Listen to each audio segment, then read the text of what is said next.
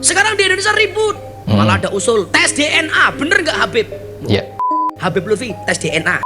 Tapi lah saya ngaku-ngaku Habib, mungkin perlu Pak Bupati. Betul. Kenapa? Betul. Kalau ini saya setuju.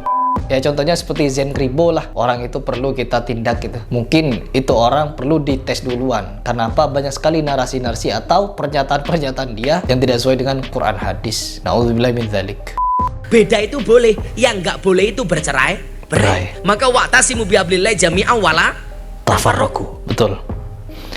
Jadi ini adalah pandangan dari Gus Miftah. Saya 100% sepakat dengan Gus Miftah, di mana di sini dijelaskan Bismillahirrahmanirrahim. Alhamdulillahirobbilalamin. Kita sama-sama bersyukur di sini teman-teman, karena banyak sekali beberapa ulama atau beberapa orang yang ditokohkan di masyarakat mulai angkat bicara mengenai akan dilaksanakannya tes DNA kepada nasab batil kepada Rasulullah SAW. Di sini setelah Buya Yahya memberikan tanggapan, lalu disusul oleh tanggapan dari Gus Miftah, di mana Gus Miftah ini juga menolak terhadap dilaksanakannya tes DNA kepada para habaib, terutama Habib-Habib yang sudah jelas nasabnya tertuju kepada Rasulullah SAW yang tercatat di dalam Rabithah Alawiyah. Tetapi di sini juga ada pernyataan yang juga membuat Gus Miftah ini geram. Gus Miftah menyarankan untuk dilakukannya tes tersebut. Coba kita reaction seperti apa pernyataan dari Gus Miftah ini.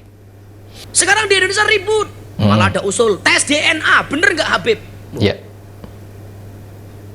Kalau yang bener-bener Habib, kowe wani kok ngomong Habib Lutfi tes DNA, bacok cangkemmu kuwi kok. Cetha wong apik itu loh. Tapi lah saya ngaku-ngaku Habib, mungkin perlu Pak Bupati. Betul. Kenapa?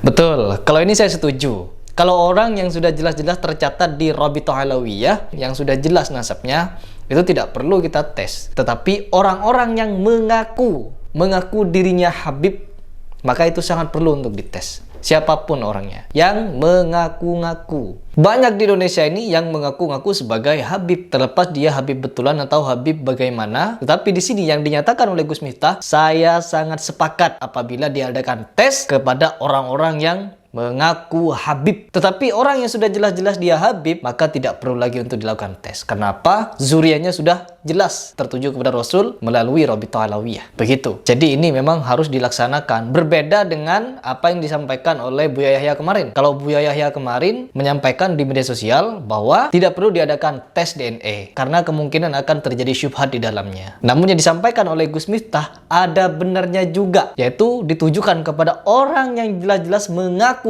sebagai Habib untuk dilakukan tes. Begitu. Kita simak dulu ya. Saya sepakat dengan Gus Miftah.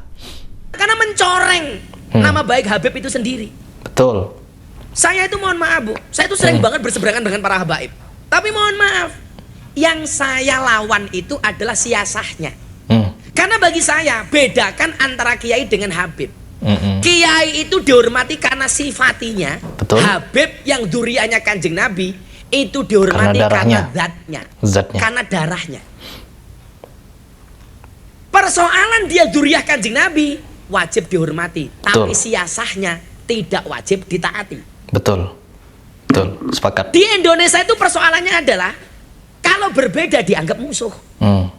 Padahal beda itu boleh, yang nggak boleh itu bercerai-berai. Maka wa'tasimu bihablillah jami'an wala tafarraqu. Betul.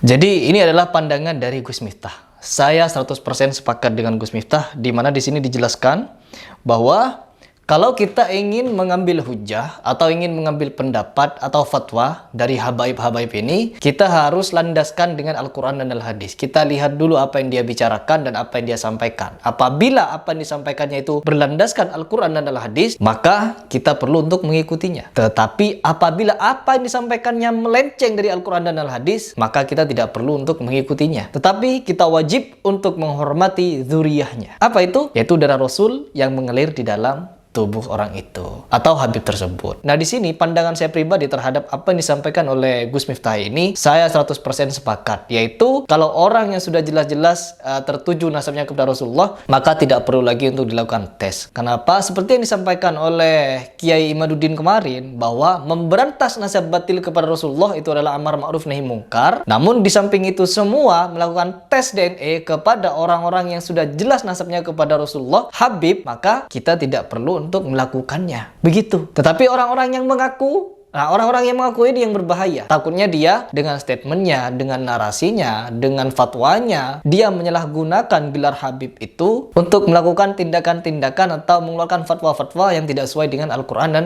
Al-Hadis. Ya, jangankan Habib teman-teman, jangankan Habib, Ustadz, Kiai, Syekh, apabila dia berbicara yang melenceng keluar dari dalil Al-Quran dan Al-Hadis, maka kita tidak perlu untuk mengikutinya. Dan apabila statement yang dia sampaikan di media sosial tidak sepemahaman atau tidak sejalan dengan Quran dan Al-Hadis, maka itu perlu kita tinggalkan dan perlu kita klarifikasi. Dengan apa? Yaitu dengan membantah pernyataannya yang tidak sesuai dengan Al-Quran dan Al-Hadis, yang dimana seperti yang saya lakukan adalah ketika ada seorang yang menyatakan syubhat di media sosial, maka saya membantahnya dengan fatwa atau pendapat dari ulama-ulama terdahulu. Saya tidak pernah berfatwa dengan pemikiran saya sendiri. Kenapa? Saya harus lebih banyak lagi membaca kitab, membaca buku, membaca tafsir, dan pandangan dari ulama-ulama terdahulu. Di mana ulama-ulama terdahulu, mereka lebih fokus kepada Al-Quran dan Al-Hadis untuk menentukan hukum, untuk menentukan fatwa, tafsir, dan lain sebagainya, sehingga mereka bukan orang seperti kita lagi. Kalau kita ini di zaman akhir ini, selain kita belajar Al-Quran, kita belajar Al-Hadis kalau sempat, tapi otomatis orang-orang seperti kita ini lebih banyak menghabiskan waktunya dengan gadget. Jadi perbedaan derajat orang sekarang dengan orang terdahulu itu sangat terlampau jauh. Kalau orang terdahulu, mereka benar-benar ketika mereka pegang kitab, ya udah kitab yang mereka pelajari, kitab yang mereka tafsir, dan kitab yang mereka telaah dari ayat per ayat atau kata per kata. Dan kalau di zaman akhir ini, kita melihat banyak sekali orang-orang yang menyampaikan narasi-narasi yang tidak sejalan dengan ulama-ulama terdahulu. Dan termasuk seorang Habib. Apabila ada seorang Habib yang berfatwa menyampaikan narasi, kalimat-kalimat yang tidak sejalan dengan Al-Quran dan Hadis, tidak sesuai dengan apa yang Rasul ajarkan,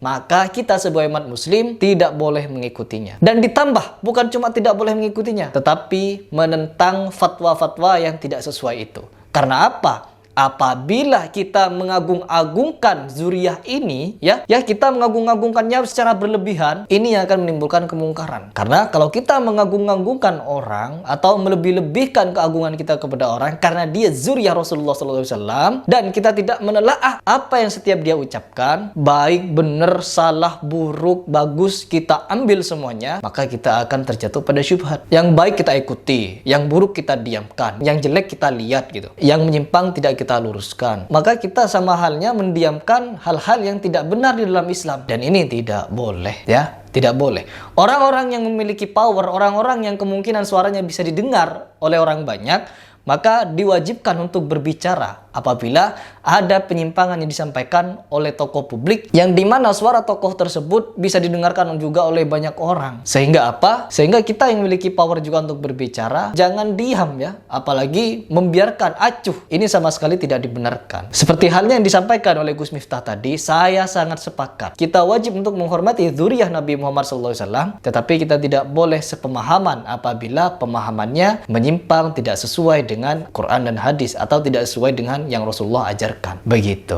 Ya, baik teman-teman, kita tetap dukung gerakan untuk memberantas nasab batil ini. Tetap kita suarakan bahwa pemberantasan nasab batil ini kepada Rasulullah harus tetap berjalan, harus tetap dieksekusi, agar apa? Orang-orang yang mengaku Habib, agar segera dia terbongkar kedoknya, dan bisa kita ambil pelajaran bahwa orang-orang yang mengaku Habib ini harus dihukum. Karena dia mencemarkan zuriyah Rasulullah, dia melecehkan, dan tentunya dia tidak menghormati zuriyah Rasulullah. Karena apa? Dia bukan Habib, tapi mengaku Habib. Ya, contohnya seperti Zen Kribo lah. Orang itu perlu kita tindak gitu. Mungkin itu orang perlu dites duluan. Karena apa? Banyak sekali narasi-narasi atau pernyataan-pernyataan dia yang tidak sesuai dengan Quran Hadis. Na'udzubillah min dzalik. Baik teman-teman, mungkin itu saja yang ingin saya bagikan di video ini. Semoga nanti kita bisa mendapatkan informasi terbaru mengenai berjalannya pemberantasan nasab batil ini kepada Rasulullah. Entah itu dengan cara apapun, saya tidak mau ikut campur. Yang penting eksekusi saja. Cari orang-orang yang mengaku Habib dan lalu tes.